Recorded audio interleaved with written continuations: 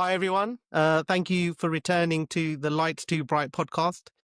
Today, I have a friend, colleague who is I guess, a silver lining of COVID.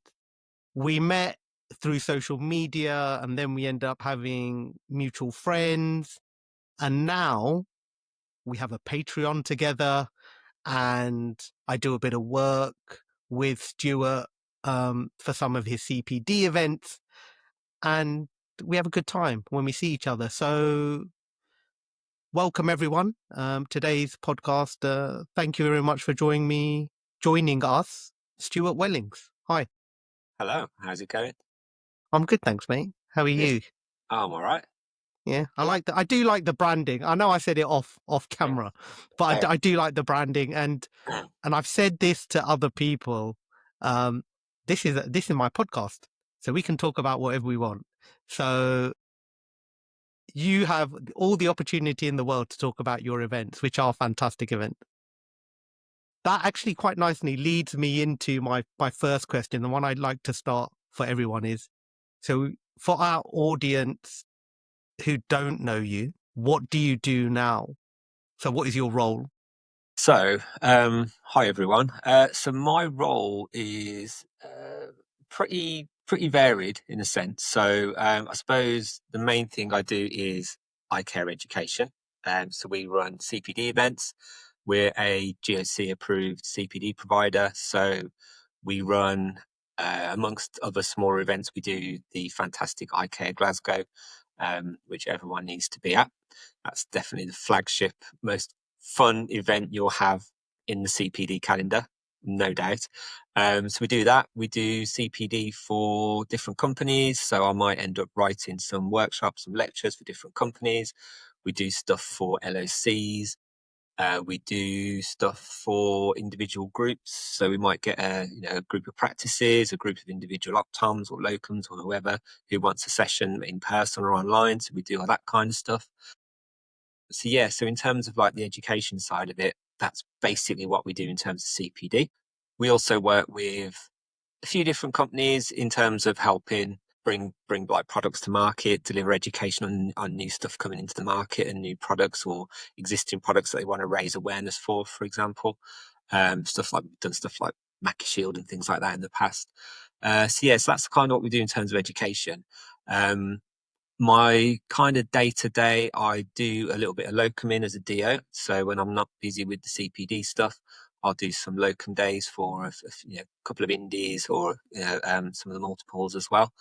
I also do a little bit of examining for Abdo. So I've been doing practical exams since about 2017, 2018, I think. So we do PQEs, FQEs, test visits and stuff like that. But that's really fun to do. Uh, and other than that, yeah, that's about it. I think that's pretty much what occupies my day to day at the moment. There is new stuff in the pipeline. We have potentially got a very exciting project coming soon, but I have signed an NDA, so I can't really say too much about it. But Fair enough. but watch this space. Hopefully, that's going to happen very, very soon. And yeah, a couple of other little bits that we're working on. So yeah, So, that's what we kind of do now. I mean, that's a lot of things, Stuart. And Yeah, you've managed to find time to come and talk to me. well, So, thanks. yeah. I mean, Keep him busy. the trick is obviously you've got to. I think you know the score as well, okay? It's separating your downtime from your work time as well, isn't it? And making sure that you're not, you know, answering emails and doing stuff in your evenings and saving a little bit of time for the fun stuff. Yeah. So where did you grow up, Stuart? This is kind of path we take. Where did you grow up? Where is home now? So I grew up in Birmingham. Um, you may your listeners may pick up on the accent. Accent. I try and hide it as best I can, but it's difficult. So I grew up in an area called Bourneville in Birmingham, which is famous for the Cadbury factory. So my uh, primary school education was just smelling the cooking chocolate from Cadbury's coming over, wafting over the playground, which was quite nice. Um, and then yeah, I've lived all over Birmingham, but I'm back not far from where I grew up now, in an area called Northfield. So yeah, quite close to where I grew up. So yeah. Question I ask all my optometrist friends, Mhm. and you are my first non-optometrist guest. Do you always want to be a DO? No, no. So, so this is good because this. How did you ended up getting there? Because I know you do all this other stuff now, but for me, I think is that the start of your journey in terms of the eye care space? Um, no, no. I think the eye care stuff was not something I really planned either. Okay. Um, so I mean, I started out in IT. I kind of left school with all right GCSEs. Could have done a lot better. I did a YTS scheme in computer hardware and computer. Do we need to explain that to some of the younger So people? yeah, so I forget how old I am actually. So many years ago, so we're talking like 98, 99 here. We had these things called YTS schemes where you basically got paid £40 a week to do an NVQ, which stands for not very qualified, is what I'm told. So I did that for a bit, worked in IT for a little bit, kind of enjoyed it. Problem was I was enjoying my life outside of work a little bit too much. I left home when I was 18, decided to move in with some friends. Um, the most sensible idea I've ever had in my life. So Live and work, learn. yeah, yeah. I mean, work kind of got in the way of my social life a little bit. And then the sack for never turning up for work hardly. So the IT career kind of took a hit. And I just did loads of different jobs. I was just like bouncing from job to job to job, not a clue what I wanted to do. I was in a band for a few years, so I kind of had hopes of making it in the music industry. Didn't quite work out either. Ended up just I was doing like admin jobs. I've done sales, telesales. I've done door to door sales. I've worked for the council. I've worked for social services. So yeah, so I was just going from job to job to job. Hated every single one of them.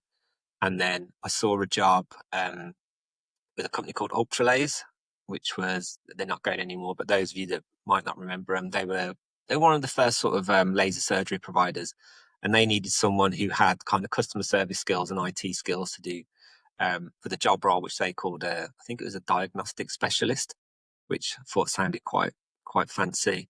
It's basically just pre-screening, doing wavefront, pentacams, that kind of thing, pressures. And then I just You know found, what?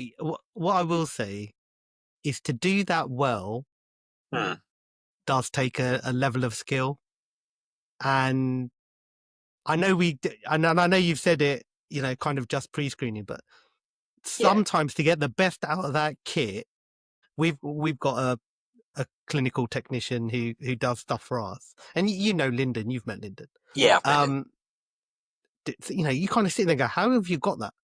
I can't get it. How have you got it?" And it's just that experience and knowing, being familiar, like one with the kit, Yeah, kind of thing. But I just want to say that because it is. I think sometimes what happens, Stuart. We work our way up, and we forget yeah. kind of how hard some of that is initially. And for you to have come from a non-optics background, how was it when you first went in there? That must have been like eye-opening. Yeah, a little No bit pun intended. because it well, we're here for the eye jokes all night long, aren't we? So yeah, I think for me it was I'd never really thought of anything like that as an option. And it was a little bit daunting at first because it's like, oh, this is our ophthalmologist, our surgeon, Mark. There's a guy called Mark Wevel, um, who's absolutely fantastic surgeon. He's brilliant. Like he's such a nice guy, and he was so supportive of me, and he was really encouraging. And there was an optometrist that I worked with called Carly, who I ended up working with a bit later on as well. Um, but those two were the people who really pushed me into it, because I just kept asking questions. I was just like, "Oh, what's that? Oh, that looks interesting. What does that be the ID? What does that be the ID?" And then I started learning a bit about the anatomy, um, and then it's particularly Carly. She was just like, "Yeah, go and study it. Go and study it. Go and do like the DO course." And Carly was living not far from me, in an area called Wheelie Castle. Those of you who know Birmingham will know that Wheelie Castle isn't the nicest of areas. But to me, I thought like opticians or optoms, I thought they were all like posh and, come from private school and stuff like that. And then I met Carly, who was just like a proper down to earth Brummy girl. And I was like, yeah, I could actually do something in this now. Kind of gave me a bit more confidence in it. And then, yeah, then I sort of started looking into doing the DO course.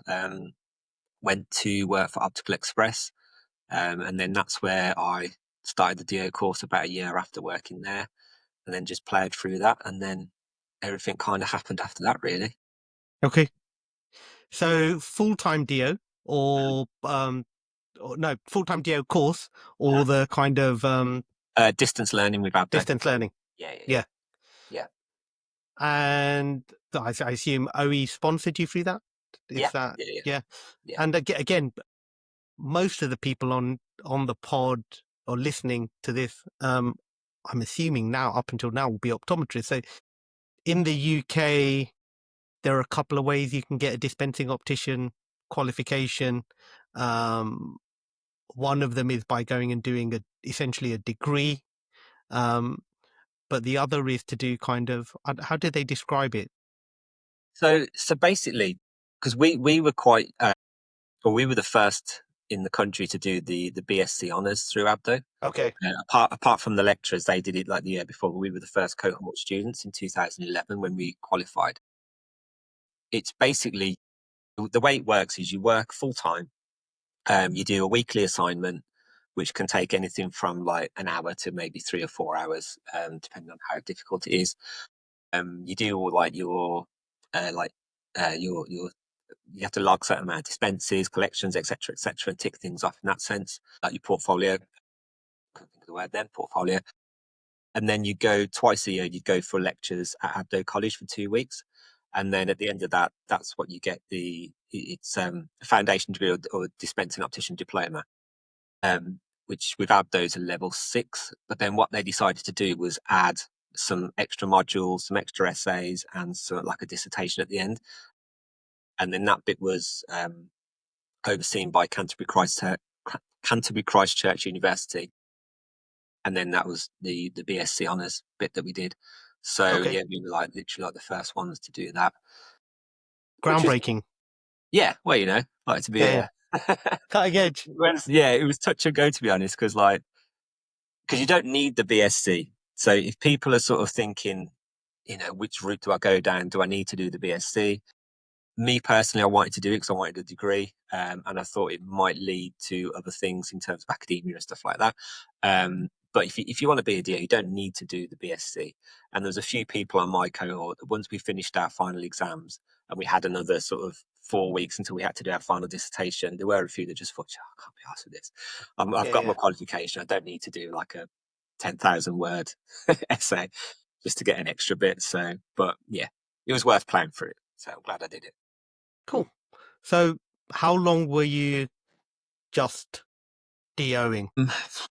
So, I mean, I was at OE for 4 years, and then I went to Specsavers, quite a big Specsaver. I think maybe like in the top 3 in terms of size in the country, in Birmingham. So we had Wasn't that their flagship for a it while? was for a while, yeah, it was for a while, I think. But it's literally like 12 test rooms, 2 contact lens rooms on top of that.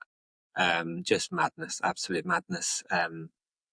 Like learning to work at a pace, and do things when you've got queues and queues of people, people collecting glasses, queuing up round the corner. It was crazy. So I did that as manager there for a bit. Ended up doing the CLO course there as well. So I was managing the contact lens department. So we had about 10,000 patients on direct debit for contact lenses there. So yeah, it was just mental. It was just like non-stop. So I was fitting contact lenses 1 day a week, doing the CLO course, and then managing the department. Um, yeah, it just wasn't really for me. You know, politics and workplace drama and stuff like that.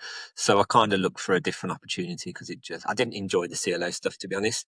Um, really enjoyed the course. And I think if I was doing the kind of stuff that you do with sclerals and like the interesting stuff and seeing the pathology, then yeah, I'd have probably stuck at it. But just doing like look up, look down, blink, okay, here's your direct debit, sign here, and we'll give you some Yeah. lenses kind of thing. It just didn't really do it for me. So that's when I ended up moving to Asda. So I went to Asda in Redditch, which was a brand new store, brand new opticians. So we had to build it from scratch. And I had a team of 7 people there. 6 of them had never worked in optics before. One of them had. She was an absolute nightmare.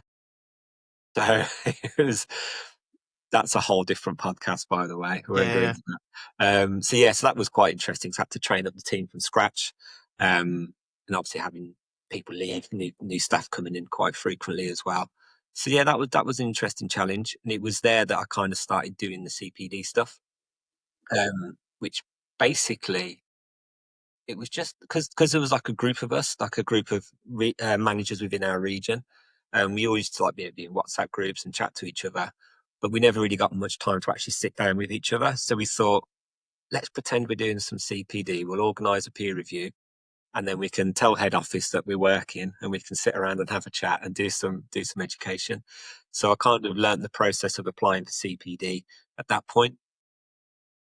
And then because we had a lot of locums and stuff as well, then some of the locums were, oh, can you do one for us as well? And then other people started asking, and then thought, okay, well let's actually become a provider and start setting up events, and that's how it all started, really. So yeah, so completely by fluke, I suppose. I mean, you could say by fluke. You could say by the sounds of it, you enjoy educating. You enjoy learning. Yeah, Um, although you had a period of time where you probably didn't enjoy that. You just were being young. You enjoy learning, and you've gone, well, actually, not only do I enjoy learning, I enjoy sharing knowledge. yeah, definitely. I think because whenever I was in practice, I was always doing training. I was always like the in-store trainer. I was always the person that'd be like, right, let's do a workshop on this. Teach people about lenses or whatever. I always really enjoyed that aspect of it. So yeah, I suppose it was a natural path to follow in that sense. Um, with when you started to do it, was there anyone who kind of helped you, or was it a case of figuring it out by yourself and just then looking at the next step and then looking at the next step kind Um, of thing? so in terms, yeah, I think I mean, the thing with optics in general, it's that kind of culture, isn't it? We learn off each other. Um, we all have a supervisor, we all have peers, we all have people that we go to. I'm sure I've picked your brains more than a few times on things, haven't I? So it's what the group's for, isn't it? We have Yeah, WhatsApp groups and things like that. yeah. So I think in terms of really sort of helping us grow as a business and making connections and getting out to to a wider audience, our friend from Bondi, VJ. Uh, so me and Vij worked together at Optical Express, and then when we started putting on events, Bondi were our first sponsor. Vij knows everyone in the industry, literally, whether it's an Optom, a DO, or anyone in the supply chain.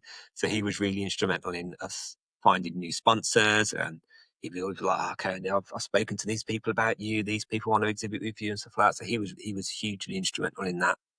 Um, and then when it came to putting on like the CPD element of it, a lot of that was kind of trial and error. Made a lot of mistakes, did a lot of things pretty badly. But I think that if one person who really helped us along with that was Peter Charlesworth, who kind of, I think we kind of got in touch through LinkedIn because I think I was posting something about an event, and then someone messaged me and said, "Oh, you should speak to this guy Peter Charlesworth. He runs EyeCare Glasgow." So we sort of started dropping a few messages, um, and then he just invited us up to Glasgow, and just sort of took us under his wing a bit, really. Showed us how he ran the event. He was always there if we had questions about CPD and what can we do, what can't we do, what's the rules around this, what's the rules around that kind of thing. And then eventually, obviously, we ended up buying the EyeCare Glasgow conference off him, and then it Okay. kind of really grew from there, really. So when was your first Glasgow? Or your first EyeCare Glasgow? So our first EyeCare Glasgow, well, this is why it became a little bit tricky, because I don't know if Peter had some kind of foresight and he knew that the world was about to collapse in 2020, but we basically went up there in January 2020. We signed the contracts. We made it look like transfer window deadline. So me and Yeah. my business partner hit, and we had football shirts with EyeCare 2020 on the back. We did like a bit of a photo shoot with it and everything. So yes, we took it over in 2020, with our first one due to run in 2021. And then obviously pandemic kind of got in the way a little bit. So we ended up doing our first one online, which you helped out. And then you were multitasking, doing your Peloton and delivering a Yeah. peer review at the same time, which is Well, the first. I was a facilitator, wasn't I, for Kate's Yes, yeah, peer yeah, review. yeah, yeah. Kate Yeah. Gifford, yeah, yeah. Yeah. So that was fun. So that was a bit of yeah, that was an experience. So yeah, that we again, big learning curve. Um, and then we got to do it in the flesh in 2022. But even then, because we had it was Omicron back then, wasn't it? So we ended up having to move it back from January to April. Um, and it was hard work. It was really hard work. We had a couple of members of staff that couldn't come up with us because of COVID, so we were like short staffed, and then there was mask restrictions. There was yeah, it was quite a difficult first one, to be honest. But after that, we've made a few tweaks, and we've sort of got it where we want it to be now. And the one in January was just that was the best one we've ever done. So that was really rewarding. I mean that is so. I've done EyeCare Glasgow, and we enjoyed it. We had a good time. I've always been fascinated, not fascinated. We've never had a chance to chat about it. 'Cause you always end up Cool. chatting shit really about other stuff. But I was always curious as to how it happened because I must have been at 22. Was it 22 or was it 23? When did I come up I with think it was when I 23, because we didn't yeah, do it was any. back in January. It was Yeah, January because we because did. it was That was the first freezing. time we did the awards. We kind of introduced the EyeCare Awards, because we thought that'd be fantastic to have an award ceremony, and there's always something happening on the Sunday night. Obviously, those that don't know, it's a 2-day event, so we always wanted to do some kind of social or some kind of it was like a pub quiz or a raffle, just Yeah, something. So we thought, let's do some awards. I think you won about 3, didn't you? two, 2? I Oh, think. sorry. Okay. But yeah, you took home some silverware that night. Um, I wasn't involved in the judging process, obviously, so that anyone's questioning our integrity is I on board. it's one of my proudest awards That's good. because it not only because you're my friend and it was your event, but because it was judged by someone I had no kind of influence over. Yeah, So yeah. in the past, I got a few awards here and there, right? It's not a secret, but I've always felt like I've had some element of influence in that. Mhm. I'm sure these people know me or they may have heard of me. Yeah, yeah. But when I came to Scotland, I was pretty certain they had no idea who Keyur Patel of Tompkins Knight and Son in Northampton was. So it was a surprise, and it was Yeah. really nice. It I was really think as nice. well, and I'm sure I said this to you before, I think I might have said it to Brian as well when he came up that one year. But I think almost sometimes when people see TKS or your name or Brian's name in an award category, I think sometimes they think, "Oh, can't give it to these guys again." You know what I mean? It's like, so maybe it can be a positive and a negative, in both senses, really. So, but what we've done the last couple of years is the awards have just taken on a whole sort of new lease of life. So we were sort of really struggling with how do we make this awards, a real night to remember. and then Grant Cardwell from XIX, one of our biggest supporters. He approached us and he's like, I want to run a party. Can I organise the awards? And we were like, yeah, crack on. And him and his team they put on an absolute belter of an awards night. It looked amazing. It It's really did look amazing. it's fantastic. So it's like black tie or a kilt. Obviously, we hire kilts for the night. There's a live band. There's a really funny presenter.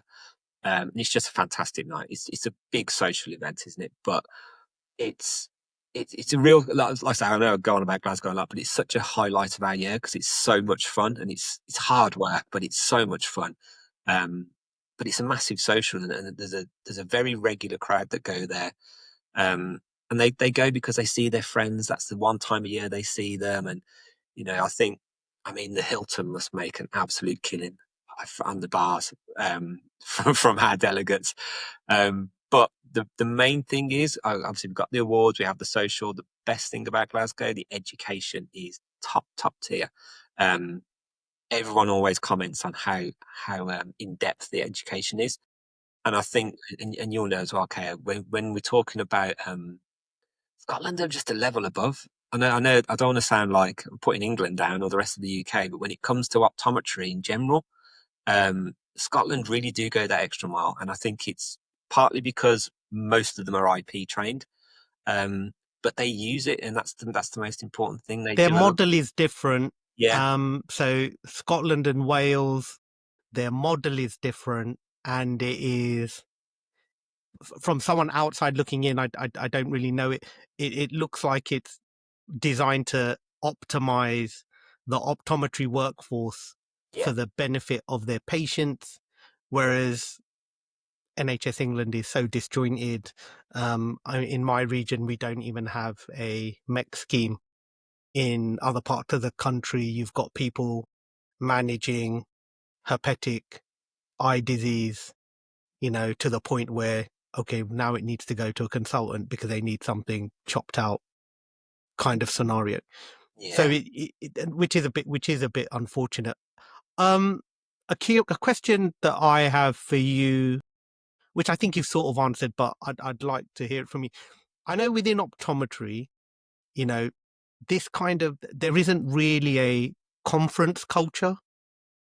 So, I've lived in the States, and there is very much a conference culture where they're like, right, we should go to conferences to gain education and to, like you said, meet your friends, catch up with people who you may not have seen for a year or 2 years.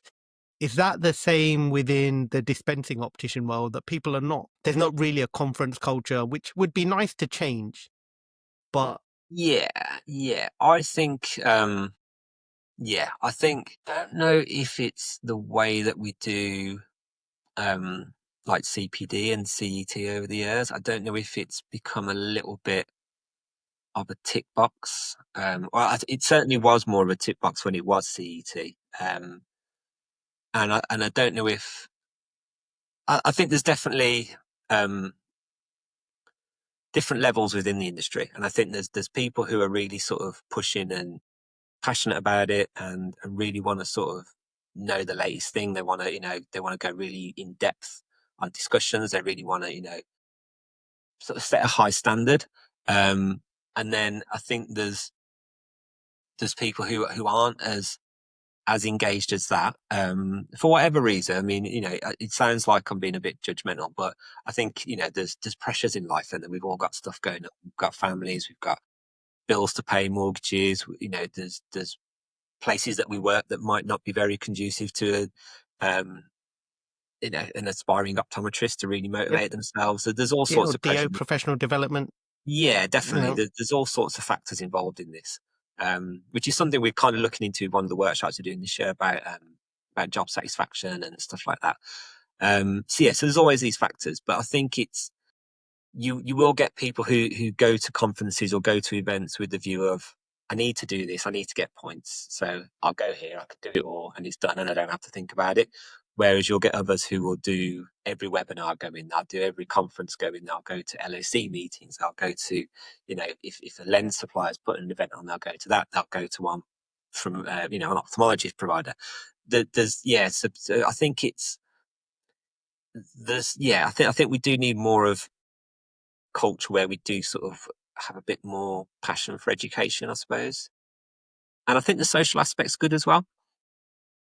We do have that with 100% a little bit, I suppose, in England. Yeah. Recurring comment that comes up in previous in the 5 previous pods that I've done today, 6 previous pods. The recurring theme is making contacts and building relationships, Yeah. because that is how people have progressed. They've kind of met someone, and whether that link has been the spark for a change then or 3 years down the line, um, is a recurrent theme. As I've said, I think it's a bit of a life thing as well. You kind of don't burn your bridges, particularly within our industry. And It's a small world, isn't it, optics? So yeah, a it's great thing. I think it was Karen who said it.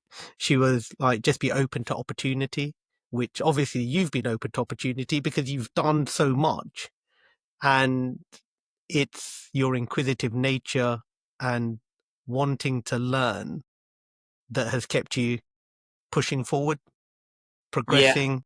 I think so. And I think it's like one thing that I was like I'd say definitely when I was younger, I wasn't really confident, and I like if you put me in a group of people, even now, if I'm with a group of people I don't know, I'm quite quiet.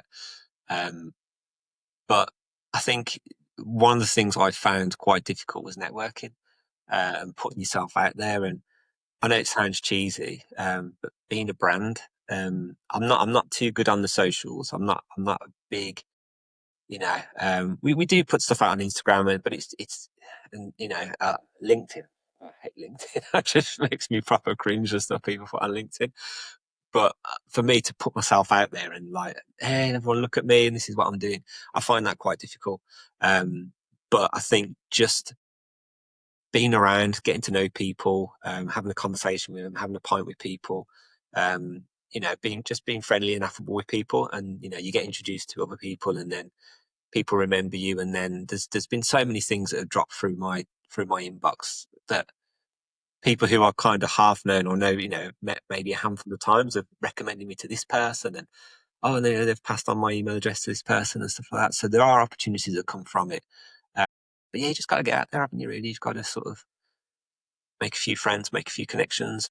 Yep. We've cracked 30 minutes, dude. We're at 33 minutes in no time.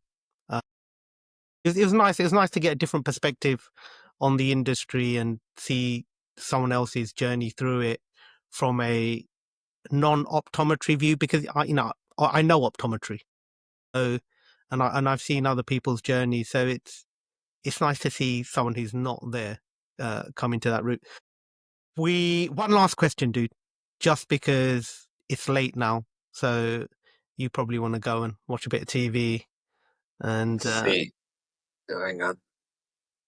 Yeah, that. past your bedtime. I Past your know. bedtime. So, if you were to give one piece of advice, work related, personal, to somebody who came to it, one piece of advice, what would that be? Is this my inspirational quote, or is that coming This is after? your inspirational quote. This is your moment. This is, you know, So yeah, in terms of like, yeah, if I'm going to give people advice, I'd just say, just don't stop learning. Just as a lot of the stuff we do, or a lot of the content I do, a lot of it's not anything to do with optics, really. It's stuff that I've learned. I've read books about. I've learned about other aspects of life and science and psychology and all this kind of stuff. And I just think, oh, that's interesting. I wonder how that could be tied into optics, and then just kind of figure out something around that. But in terms of my inspirational quote, I'd say there's a quote from Louis Pasteur, and he said, "Chance favors the prepared mind." So, yeah, just make sure that you're there to take those opportunities. You know what what was that other one? I think it was Floyd Mayweather. The harder I work, the luckier I get. And that's all it is really. Just, yeah, keep an eye out That's for the fantastic. opportunities, and just, build a base of knowledge, and have a bit of perception about how you could link that with something else, etc. And then opportunities will hopefully come your way. That is amazing. Because it is my pod and you are my friend. So why don't you share what event you've got coming up? And then if you email me the link, I'll drop it into like the comment section, and then they can register for Glasgow already, right? For 2026. Yeah. Yeah. So 2025, we've kind of scaled back a little bit on the number of events that we do, just because we want to Okay. make the events sort of bigger and better. So we've got Huddersfield coming up on the 18th of May, day after the FA Cup final, which I can't go to, but I might have to watch. We'll see. And then, so basically, we've got Huddersfield on the 18th of May, Birmingham on the 21st of September. Both of those events will have a CPD track aimed towards optometrists, which will be more clinical, and then a CPD track aimed more towards dispensing opticians, with more sort of general stuff, practice management stuff, bit more of a sort of broader scope, rather than the sort of clinical stuff. There's peer review in both tracks as well, so you'll definitely get your peer review. So you can get 20 points, 20 interactive points on the day. There's food. We give you lunch. There's refreshments. We've got some exhibitors supporting it as well. We've got some education from Bausch& Lomb, Optical Express. We've got Gemma Drake, who we've been working with recently. And we work on adding a couple more as well. So yeah, loads of good content. So you can book those via www.eyecare.education, which weird when it's backwards there. And then yeah, Glasgow is 18th and 19th of January, 2-day event. And you can get about 50 points. Yeah, so there's absolutely loads going on. There's about 30 exhibitors. There's fun and games, activities. There's all sorts of stuff. So yeah, loads of stuff. We're also doing loads of like webinars throughout the year as well. So we've got some that we're doing with Scott Lens that have been really well received. We're going to do some with Lork and Butler as well.